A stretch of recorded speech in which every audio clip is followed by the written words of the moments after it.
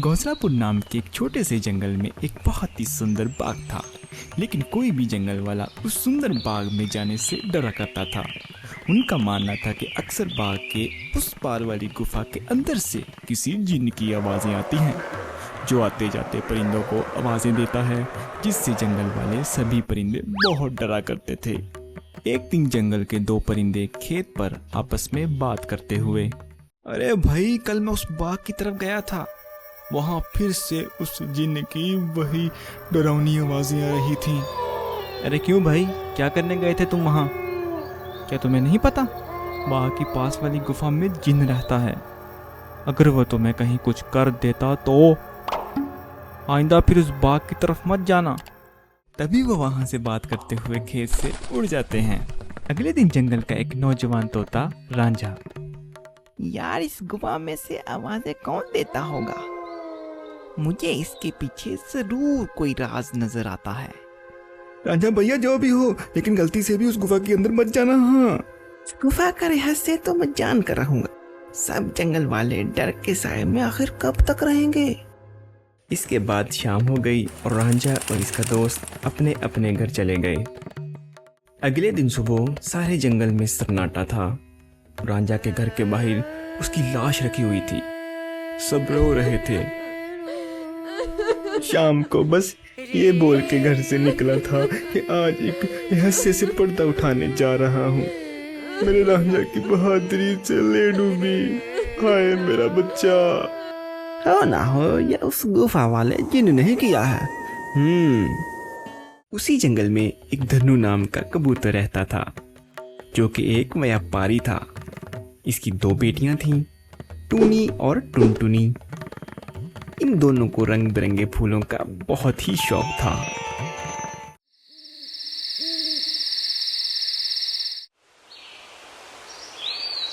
बहुत दिन हो गए हैं, चलो आज हम जंगल के बाग में चलते हैं। न जाने क्यों हमें बाबूजी इस बाग में जाने से मना करते रहते हैं। उस पूरे जंगल में बस वही जगह है जहाँ कितने सुंदर सुंदर फूल होते हैं।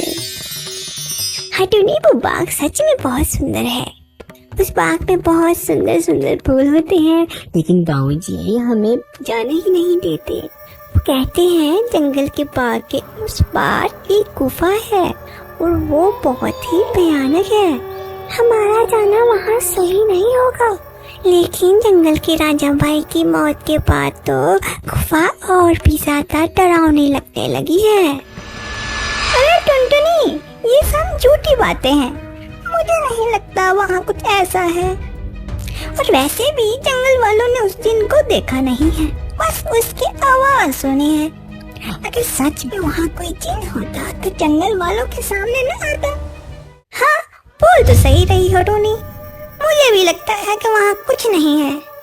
चलो ठीक है, हम दोनों कल ही बाग में जाएंगे और हो सके तो क्या पता राजा भाई की मौत का राज भी पता चल जाए। हाँ, कुछ नहीं है वहाँ। हम दोनों सुबह चलेंगे, तब तुम खुद ही देख लेना। लेकिन बाबूजी हमें नहीं जाने देंगे टूनी। कल बाबूजी किसी काम से शहर जाएंगे। इनके जाते ही हम दोनों बाग पे चले जाएंगे। टुनटुनी अपना सर हिलाती हुई, ठीक है। इसके बाद दोनों बहनें अपने कमरे में जाकर सो जाती हैं। अगली सुबह, देखो मेरी प्यारी बेटियों, मैं किसी काम से शहर जा रहा हूँ। तुम दोनों अपना ख्याल रखना और उस बाग में फूल तोड़ने मत जाना। वो जगह अच्छी नहीं है, वहाँ कोई भी जंगल वाला नहीं जाता। पता है ना, राजा भी वहीं जाने से मारा गया था। आप बेफिक्र हो जाए बाबा, हम दोनों बहनें उस बाग में नहीं जाएंगी। इसके बाद धनु वहाँ से चला जाता है। उसके जाते ही दोनों बहनें बाग की तरफ जाने लगती हैं कि तभी जंगल का एक परिंदा उन्हें देख लेता है। अरे अरे टूनी और टुनटुनी बिटिया, तुम इस बाग की तरफ कहाँ जा रही हो? क्या तुम्हें पता नहीं, बाग के उस तरफ एक गुफा है जो बहुत ही डरावनी है। वहाँ से अक्सर किसी जिन्न की आवाजें आती हैं। अरे काका, हम दोनों बस बाग में ही जा रहे हैं। वहाँ से कुछ फूल लेकर अभी आ जाएंगे। आप चिंता मत कीजिए, हम बाग के उस तरफ वाली गुफा में बिल्कुल भी नहीं जाएंगे। चलो ठीक है बिटिया, लेकिन तुम दोनों शाम होने से पहले आ जाना। अच्छा, अब मैं चलता हूँ। इसके बाद वो परिंदा वहाँ से उड़ जाता है। थोड़ी दूर चलने पर टूनी और टुनटुनी देखती हैं कि दो चोर आपस में बातें कर रहे होते हैं। अरे भाई, हम ये सही कर रहे हैं क्या? जंगल वाले तो कहते हैं कि इस गुफा में एक जिन्न रहता है जो परिंदों को आवाजें देता रहता है। मुझे नहीं लगता कि कुछ ऐसा है। वो गुफा जंगल के सरपंच की है। मुझे तो लगता है इसमें ढेर सारा खजाना होगा। सब गांव वालों को डराने का बहाना है। बस चलो चल कर आज देख ही डालते हैं। इसके बाद वो दोनों गुफा की ओर जाने लगते हैं। इन्हें गुफा की ओर जाता देख टूनी और टुनटुनी भी इनके पीछे जाने लगती हैं कि तभी वो देखती हैं कि दोनों चोर गुफा के अंदर जाने वाले ही होते हैं कि वहाँ एक चील आ जाती है जो देखने में काफी भयानक होती है और इसके हाथ में एक टोकरी होती है जिसमें बहुत सारे रंग बिरंगे फल होते हैं। तभी वो चील इन दो चोरों को देखकर कहती है, कहाँ जा रहे हो तुम दोनों? क्या तुम्हें पता नहीं इस गुफा में एक जिन्न रहता है, वो तुम्हें मार डालेगा। चले जाओ यहाँ से। क्या कहा? जिन्न? अरे बाबा। कि तभी उस जिन्न की आवाज आती है। कौन है वहाँ? क्या कोई मुझे सुन पा रहा है? आओ, अंदर आओ, निकालो मुझे यहाँ से। जिन की ऐसी डरावनी आवाज सुनकर वो दोनों चोर डर जाते हैं।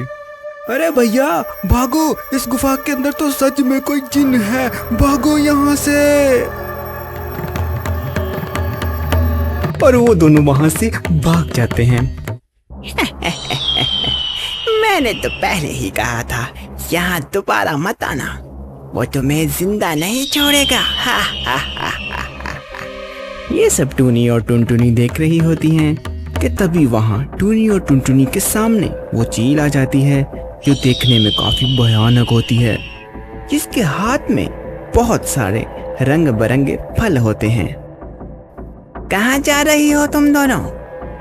टूनी और टुनटुनी डरते हुए, हम तो बस ऐसे ही बाहर घूमने आए थे चील काकी, लेकिन आप यहाँ क्या कर रही हैं?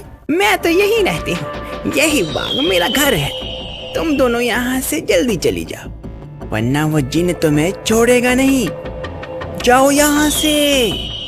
क्या सच में बाग के उस पार वाली गुफा में कोई जिन्न है चील काकी? हाँ, वो बहुत खतरनाक है। तुम दोनों यहाँ से बस जल्दी चली जाओ। इसके बाद वो चील वहाँ से चली जाती है। मुझे बहुत डर लग रहा है, मैं अब इसके आगे नहीं जाऊंगी। मुझे लग रहा है कि वो चील सच बोल रही है, वो जिन्न हमें मार डालेगा। मैं नहीं जाऊंगी इस गुफा में। ठीक है, तुम मेरा यही इंतजार करना। मैं सच जानना चाहती हूँ कि वाकई में वो आवाज जिन्न की है या नहीं, इसलिए मैं तो गुफा के अंदर जा रही हूँ। तुम यहाँ से कहीं मत जाना, मैं बस जल्दी आ जाऊंगी। इसके बाद टूनी अकेले ही आगे चलती है। टूनी उड़ते उड़ते उस गुफा के पास पहुंच जाती है कि तभी एक आवाज उसे सुनाई देती है जो काफी भारी होती है। ऐसा लगता है जैसे किसी रोते हुए परिंदे की आवाज। कोई है यहाँ? मुझे यहाँ से बाहर निकालो। मैं इस गुफा में बरसों से कैद हूँ। निकालो मुझे यहाँ से, निकालो। टूनी बड़ी हैरानी से वहीं खड़ी हो जाती है। कौन हो तुम और क्यों मुझे आवाज लगा रहे हो? क्या तुम वही जिन्न हो जिसके बारे में जंगल के सभी परिंदे बात करते हैं? क्या सच में तुम यहाँ इस गुफा में हो? हाँ, मैं जिन्न हूँ। मैं कई सालों से इस गुफा में कैद हूँ। मेरी सहायता करो चिड़िया, मेरी बात मानो। मैं तुम्हें कुछ नुकसान नहीं पहुंचाऊंगा।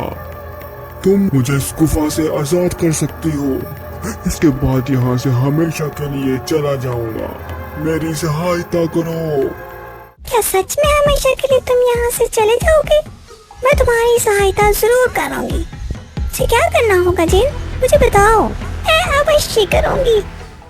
तभी गुफा के दरवाजे खुलते हैं और टूनी उस गुफा के अंदर चली जाती है। जैसे ही वो अंदर जाती है, एक बहुत बड़ी अजीब से जानवर की परछाई उसे नजर आती है, जो देखने में बहुत ही डरावनी होती है। आओ चिड़िया, तुम्हारा जिन्न की इस गुफा में स्वागत है। मैं कई सालों से गुफा के बाहर आते जाते परिंदों को आवाजें लगाता हूँ। सभी जंगल वाले डर कर भाग जाते हैं। कोई भी जंगल वाला इस गुफा में आने की हिम्मत नहीं कर पाता, लेकिन तुम बहुत ही बहादुर चिड़िया हो, जो इस गुफा में एकदम अकेले चली आई हो। क्या तुम जिन हो? लेकिन तुम मुझे दिखाई क्यों नहीं दे रहे हो? क्या तुम किसी को दिखाई नहीं दे सकते हो? नहीं, मैं जिन्न नहीं हूँ चिड़िया, मैं उस जिन्न की परछाई हूँ। वो जिन्न तो उस गुफा के अंदर बरसों से कैद है, वो बाहर नहीं आ सकता। मैं उस जिन्न की परछाई हूँ। परछाई? तो मुझे ये बताओ कि मुझे इस गुफा में कैद क्यों है? क्या जिन के इस गुफा से रिहा होने का कोई मार्ग नहीं? मार्ग है चिड़िया, और तुम उस मार्ग तक पहुंच सकती हो, लेकिन इसके लिए तुम्हें इस गुफा के तहखाने में जिन के पास जाना होगा। वही जिन तुम्हें उसकी मुक्ति का राज बताएगा। जिसके बाद टूनी हाथ में जलती हुई एक आग की मिसाल लेकर उस गुफा की ओर जाती है। जैसे ही टूनी गुफा के अंदर जाती है, तो उसे एक जलती हुई आग दिखाई देती है। वो जैसे ही उस आग के पास जाती है, हे जिन, मैं तुम्हारी मदद करने आई हूँ, क्या तुम मुझे सुन सकते हो? उसे उस जिन की आवाज आती है। आओ बहादुर चिड़िया, मैं तुम्हारा ही इंतजार कर रहा हूँ। मैं जानता हूँ कि बस तुम ही मुझे इस गुफा से मुक्ति दिला सकती हो। तुम्हारा इस गुफा में स्वागत है चिड़िया। तुम बहुत ही बहादुर हो जो इस गुफा में आई हो। मेरा नाम जिन्नात है। मैं यहाँ कई सालों से कैद हूँ। मेरे सामने आओ जिन्नात, मैं तुम्हें देखना चाहती हूँ। कि तभी अचानक से जिन्नात उसके सामने आता है, जो बहुत ही डरावना होता है। एक बहुत ही भयानक सा दिखने वाला, उसके सर पर लंबी चोटी होती है, जो काफी बड़ा होता है। टूनी के सामने वो आता है। उसे देखकर टूनी थोड़ा डर जाती है। देखो, तुम डरो मत चिड़िया, मैं तुम्हें कुछ नहीं करूँगा। मैं जानता हूँ कि तुम मेरी मदद करने आई हो, लेकिन मेरी मदद करना इतना भी आसान नहीं है। तुम एक बार और सोच सकती हो। क्या तुम वाकई में मेरी मदद करना चाहती हो? लेकिन मैं तुम्हारी मदद कैसे कर सकती हूँ? और तुम यहाँ कैद कैसे हुए जिन? बताता हूँ। बहुत साल पहले इस गुफा में एक चील रहती थी। वो बहुत गरीब थी। वो गुफा के बाहर वाले बाग से फल तोड़ा करती थी और इन्हें ही खाया करती थी।